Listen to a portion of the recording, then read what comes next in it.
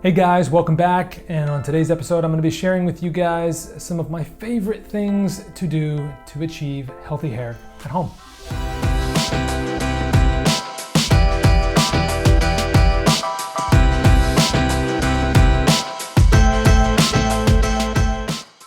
Now, we're all stuck at home right now, but sooner or later, we're going to go back out into public and we're going to start ironing our hair more, blow drying, chemical processing, and all other forms of hair torture. But in this video, I'm going to show you 4 of my favorite things to achieve the healthiest hair ever, so that when you head back to your hair torture lifestyle, your hair is prepared. Now, I decided to make this video because of the amount of questions I get around hair health in my Instagram DMs. Now, there's a lot of marketing garbage out there, like trending keyword coattailing manufacturers that make a product for every buzzword, like avocado or something. So I'm gonna try to help you understand the principles and get back to the basics of healthy hair and talk about what actually works. Number 1, get a shower filter. Number 1, get a shower filter now. Now, go do it. After you watch this video, actually, don't stop watching this video.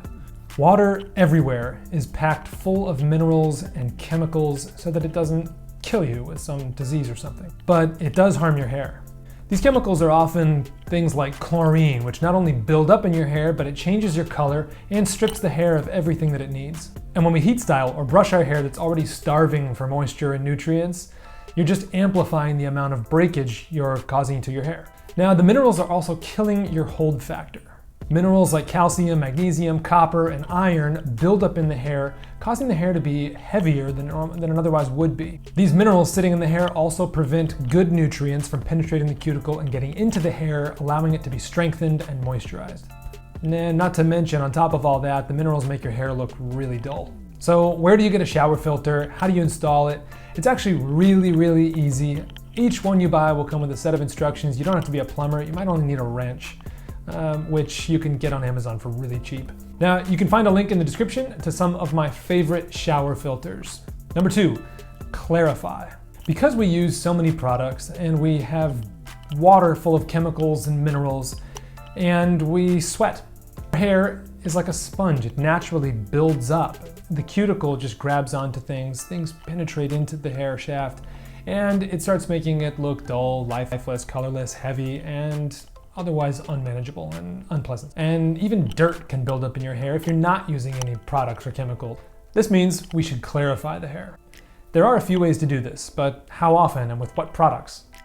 1, you can use a product like Dream Filter by Color Wow, which is a really great product for stripping out the minerals that change the color in your hair without having the risk of eliminating the nutrients that the hair needs. And I'll put a link in the description below to that product. Another way is with a clarifying shampoo. I'll also drop my favorite clarifying shampoos for different hair textures into the description so you can check out what my favorites are there. Now, a clarifying schedule. How often should you clarify your hair? A set schedule that's universal and would work for everyone would be a difficult thing to do because we all torture our hair differently and we all have different porosity levels and our cuticles are in all sorts of different conditions, which would require clarifying at different intervals. One rule that might make it a little easier is that you should probably clarify every 2 to 3 weeks, but you don't want to clarify without doing the next step, which is number 3, masks. I'm not talking about the masks you wear on your face. Applying masks to our hair. Masks are something that take a little bit of time. When we're living our normal life of parenting, traveling, working, we don't often take the time necessary to use masks and get our hair to its healthiest point. And well, now is the time. And if you have the time, you can do this every time you shower. Masks restore the nutrients we often strip out of our hair. They are a key factor in maintaining the hair's overall strength, elasticity, and shine. And there are so many masks on the market, so which one is for me? Well, with a little bit of ingredient information, I can help you decide. And I promise I'll keep it simple and won't complicate it. The ingredients I like to look for in products for maximum hydration and shine are as follows. Number 1 is glycerin. Glycerin is a water-soluble alcohol derived from fats that come from plants, animals, or chemical engineering. An example of vegetable-derived glycerin product would be coconut oil. The bottle will typically indicate whether it's a plant-derived glycerin or not, and I personally prefer plant-derived over the other two. Glycerin's purpose is to bind water molecules into the hair. Well, then why don't we just douse all of our hair in glycerin then, right? Well, because glycerin is only really great when diluted and in moderately humid environments.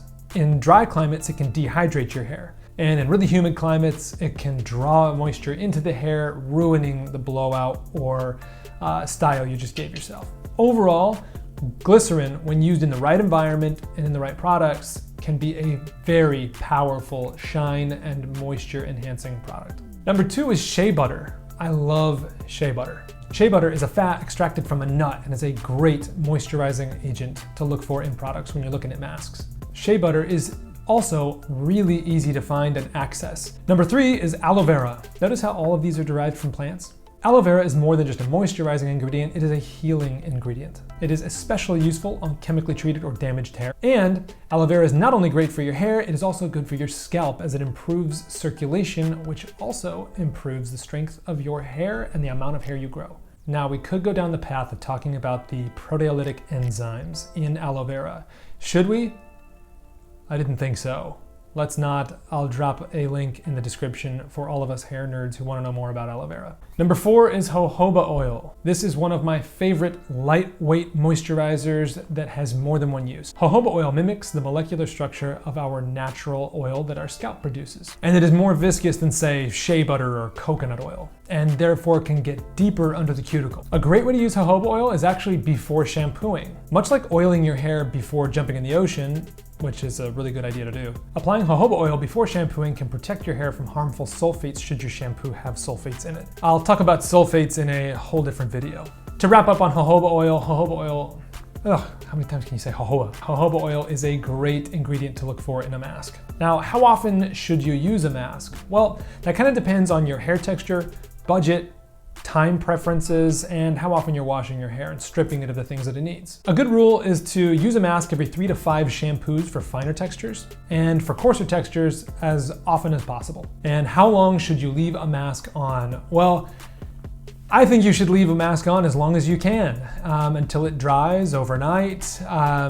Ideally, you'll want the mask to sit on the hair for as long as you can so that it has the most amount of time to penetrate the cuticle and deliver those ingredients to the cortex of the hair. Now, we don't all have an indefinite amount of time to let masks sit on our hair, so a good rule is any time longer than 20 minutes. Finally, number 4, reduce the tension. It's easy to get out of the shower, rinse your mask, skip the blow dry and the heat, and waste it all by tying your hair up in a hair tie while it's damp.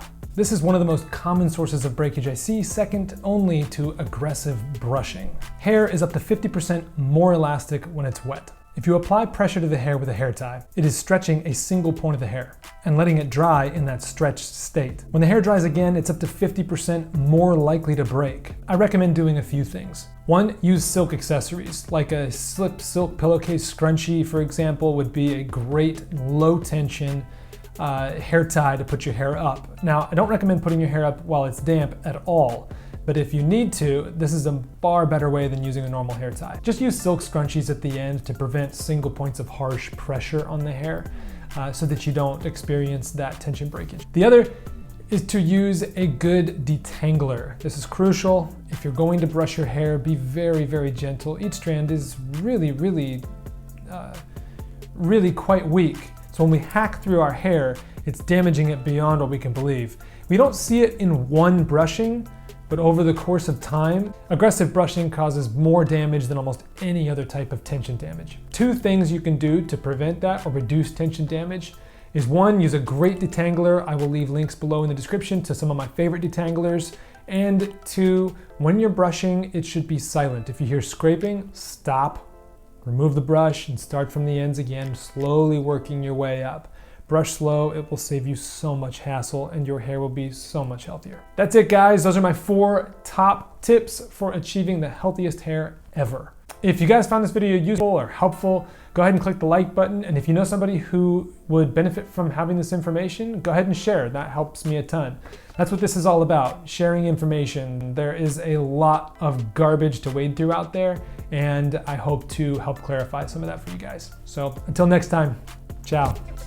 Bring the funk back.